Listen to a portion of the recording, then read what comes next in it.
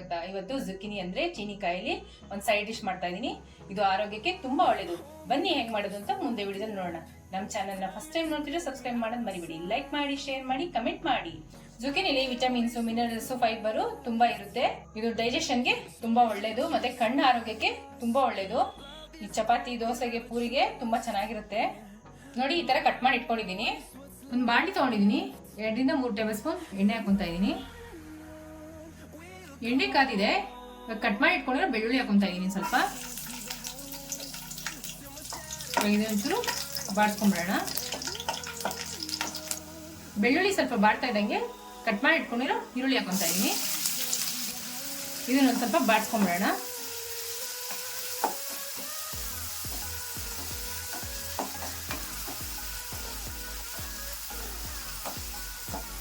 ನೋಡಿ, ಈರುಳ್ಳಿ ಬಾಡ್ತಾ ಇದ್ದಂಗೆ ಜುಕ್ಕಿನಿ ಹಾಕೊಂತಾ ಇದೀನಿ, ಅಂದ್ರೆ ಚೀನಿಕಾಯಿ.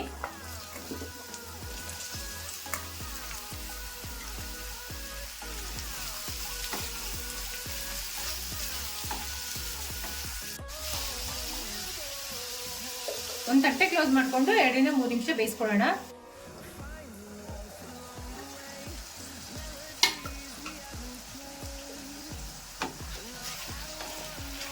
ಒಂದ್ಸರಿ ಮಿಕ್ಸ್ ಮಾಡ್ಕೊಬಿಡೋಣ.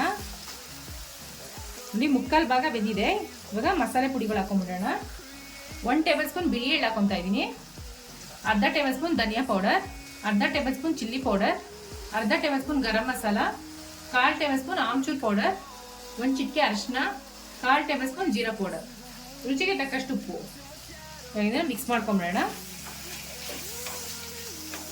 ಕಾಳಲ್ಲಿ ಪಲ್ಯ ಮಾಡಿರ್ತೀರಾ, ತರಕಾರಿ ಪಲ್ಯ ಮಾಡಿರ್ತೀರಾ, ಸೊಪ್ಪಲ್ಲಿ ಪಲ್ಯ ಮಾಡಿರ್ತೀರಾ, ಅದು ಈ ಥರ ಚೀನಿಕಾಯಲ್ಲಿ ಪಲ್ಯ ಮಾಡಿರಲ್ಲ ನೀವು, ಒಂದ್ಸರಿ ಟ್ರೈ ಮಾಡಿ. ತುಂಬ ಚೆನ್ನಾಗಿರುತ್ತೆ. ಡಯಟ್ ಮಾಡೋರ್ಗಂತೂ ತುಂಬ ಒಳ್ಳೆಯದು. ಇದು ಡೈಲಿ ಮಾಡ್ಕೊಂಡು ತಿನ್ನೋದ್ರಿಂದ ಬ್ಲಡ್ ಶುಗರು ಕಂಟ್ರೋಲಲ್ಲಿ ಇರುತ್ತೆ.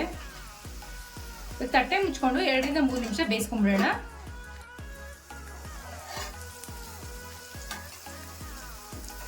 ನೋಡಿ, ಚೆನ್ನಾಗಿ ಬೆಂದಿದೆ. ಇವಾಗ ಆಗಿದೆ. Stove off ಮಾಡ್ಕೊಂಡ್ಬಿಡೋಣ.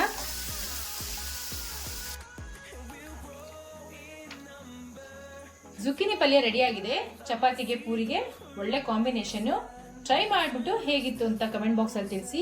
Thanks for watching our video.